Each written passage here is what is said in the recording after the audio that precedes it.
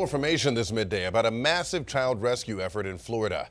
A 2-week effort across Central Florida recovered more than 100 missing children or endangered kids. 10 Tampa Bay News reporter Eric Glasser live for us outside FDLE office in Tampa to explain Operation Home for the Holidays. Eric, a big plan at place here. Hey there, Frank.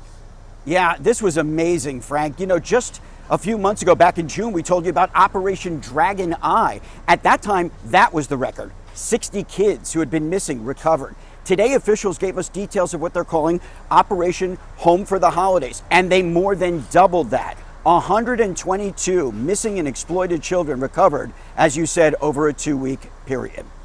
Now, this was all spearheaded by the U.S. Marshals Service. They helped to coordinate more than a dozen agencies across 4 major metropolitan areas to bring many of these kids the care that they so desperately need.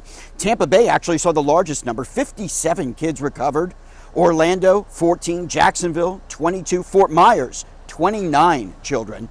Officials say months of planning went into Operation Home for the Holidays, much of it focusing not just on finding these kids, but then what would happen after. The task force made sure that medical care, youth advocates, juvenile justice coordinators, and foster care specialists were all standing by.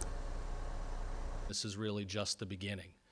These kids ranging in age from 17 down to just 2 years old, many have been through the unthinkable. They've been trafficked, they've been exploited, they've been abused. They need our help now more than ever.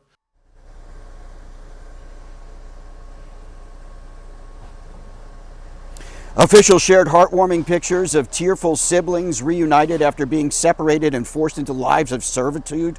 In all, the operation delivered child welfare services to dozens of kids ages 17 to as young as 2.